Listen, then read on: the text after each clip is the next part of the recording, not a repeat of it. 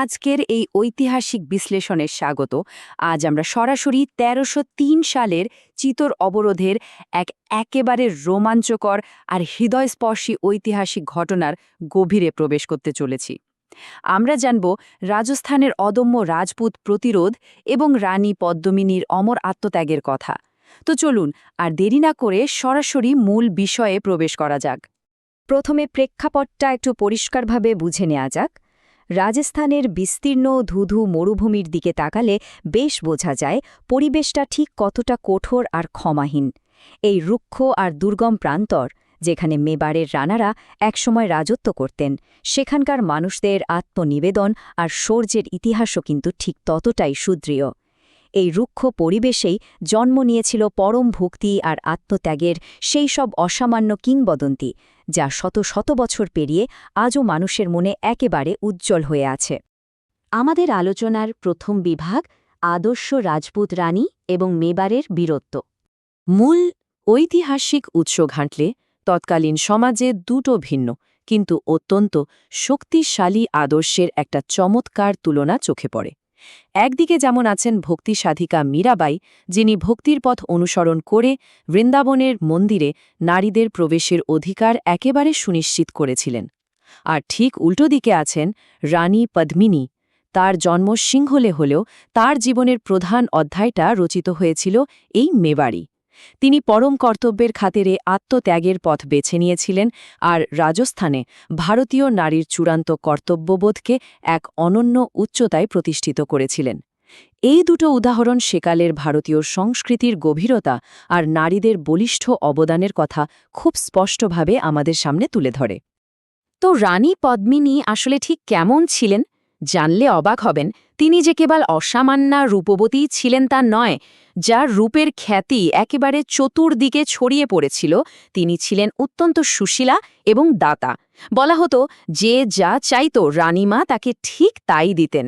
আর সবচেয়ে গুরুত্বপূর্ণ বিষয় হল তিনি ছিলেন সতীত্ব ধর্মের এক জীবন্ত প্রতীক। তার এই অসামান্য গুণাবলী কিন্তু পরবর্তীতে এক বিরাট ঐতিহাসিক সংঘাতের কেন্দ্রবিন্দু হয়ে দাঁড়ায়। ইতিহাসের পাতা থেকে সময়টা এবার একটু এগিয়ে নিয়ে যাওয়া যাক। দ্বিতীয় বিভাগ ১৩০৩ সালের চিতোর অবরোধের ইতিহাস। এই মারাত্মক সংঘাতের একেবারে প্রথম সূত্রপাতটা কিভাবে হলো জানেন? কোনো এক ভবঘুরে ভিখারি রানীর রূপ লাবণ্যে মুগ্ধ হয়ে সোজা সেই খবর নিয়ে পৌঁছায় সুলতান আলাউদ্দিন খলজির কাছে। আর ঠিক এই সংবাদটাই সুলতানকে প্রবলভাবে প্ররোচিত করে। বলতে গেলে শুধুমাত্র রানী পদ্মিনীকে পাওয়ার এক অদম্য আকাঙ্ক্ষায় আলাউদ্দিন ১৩০৩ সালে চিতোর আক্রমণের চূড়ান্ত সিদ্ধান্ত নিয়ে ফেলেন। একবার কল্পনা করুন, ১,০০,০০০ বনাম মাত্র ১,০০০। এই সংখ্যাগুলো তৎকালীন সামরিক শক্তির এক ভয়ানক, রীতিমতো শিউরে ওঠার মতো অসমতাকে তুলে ধরে। একদিকে সুলতানের বিশাল ১,০০,০০০ সেনার সুসজ্জিত বাহিনী, আর অন্যদিকে মেবারের রানা করণ সিংয়ের নেতৃত্বে থাকা মাত্র ১,০০০ রাজপুত সেনা। ভাবা যায়?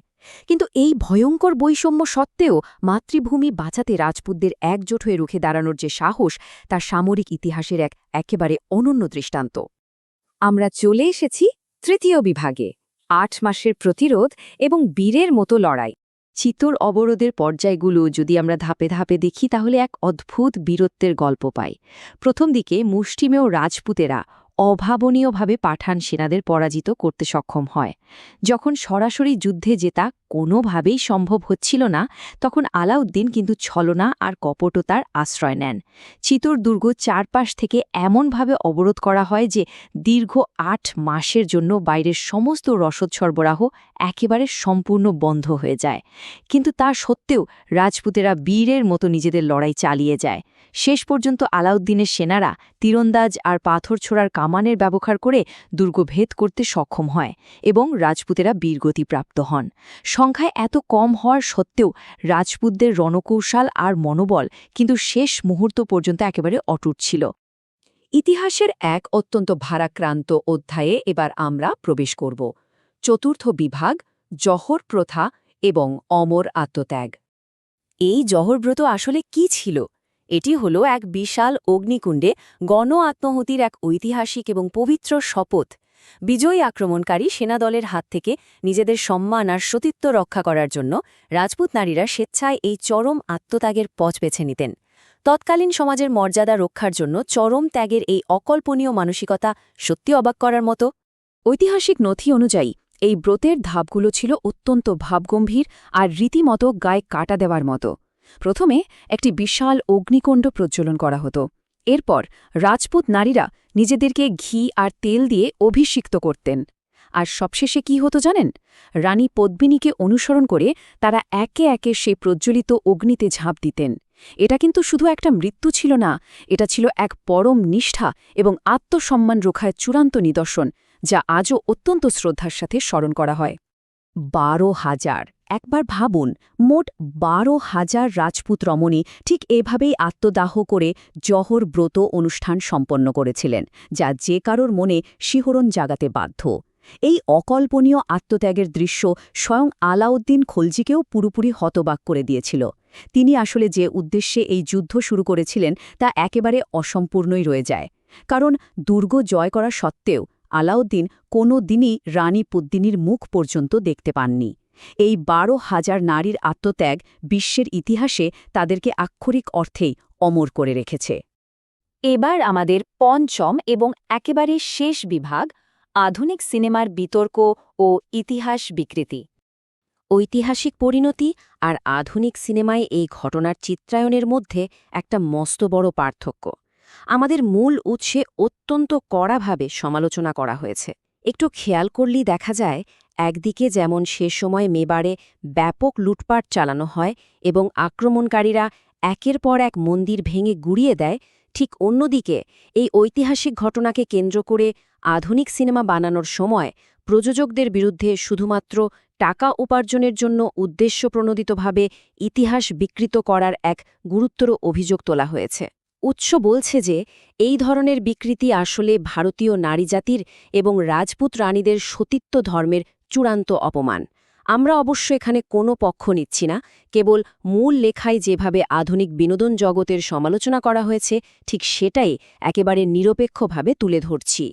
সবশেষে একটা অত্যন্ত গভীর প্রশ্ন কিন্তু থেকেই যায়। সমাজ কিভাবে একদিকে আত্মত্যাগের এই ঐতিহাসিক এবং সাংস্কৃতিক আদর্শগুলো সংরক্ষণ করবে, আর অন্যদিকে আধুনিক বিনোদনের বাণিজ্যিক চাহিদার মধ্যে একটা সঠিক ভারসাম্য বজায় রাখবে? প্রাচীন ঐতিহাসিক স্মৃতি এবং আধুনিক মিডিয়ার এই যে একটা সংঘাত, এটা সত্যি ভাববার মতো একটা বিষয়, তাই না? আজ আমরা যা জানলাম তা কেবল অতীতের একটা ঘটনা নয়, বরং সম্মান, আত্মত্যাগ আর ইতিহাস সংরক্ষণের এক চলমান আলোচনা। আশা করি আজকের এই বিশ্লেষণটি ঘটনাটির সাংস্কৃতিক গুরুত্বকে আরও গভীরভাবে বুঝতে সাহায্য করবে।